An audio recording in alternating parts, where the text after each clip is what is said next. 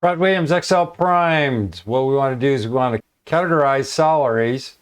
The easiest and the fastest way to do it is using the frequency function. Frequency function just counts values that falls within specified ranges. Okay, the frequency function in Excel returns a frequency distribution, which is a list displaying the frequency of values at specified intervals.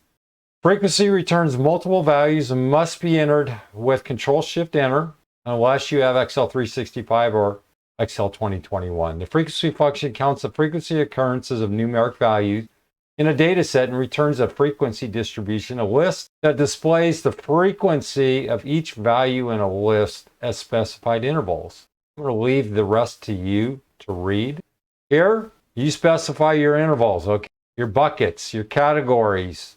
Here we have salaries. You kind of want to build your bins or your categories to throw these into specific places. We're trying to see some distribution. Where's the weight of the salaries in our range? And here you're going to see it's pretty skewed to the right. 3 of the 7, 1, 2, 3, 4, 5, 6, 7. 7 of the salaries are skewed towards the higher end, and then you can see that lower end is a little less attractive. Here is the old school way, Control-Shift-Enter. Control-Shift-Enter, you don't put the brackets in. You hit Control-Shift-Enter, the brackets show up. This is an array. This is a pain in the butt array.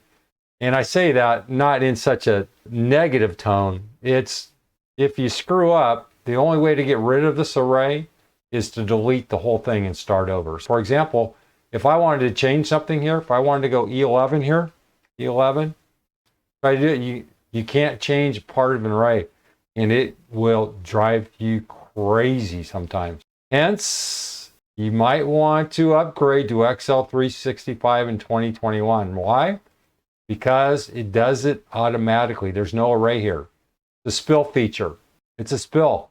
I have my issues with this. And for example, you're going to see here, you have no control over this thing. You can shut it down. You can put an @ sign in here, and then you can copy this down if you want. The reason here, especially for frequency, it rolls over and it always adds one extra cell. One extra cell. You don't have any control over that. This frequency has this carryover. If you want old school, Control-Shift-Enter. Otherwise, you can build this if you want. If you know you're going to use frequency all the time, you can go up to 110 and just pretend that you're always going to get a 0. If you're wondering why we get that carryover, it's a built-in feature here with Excel. What it does is it builds in a overflow.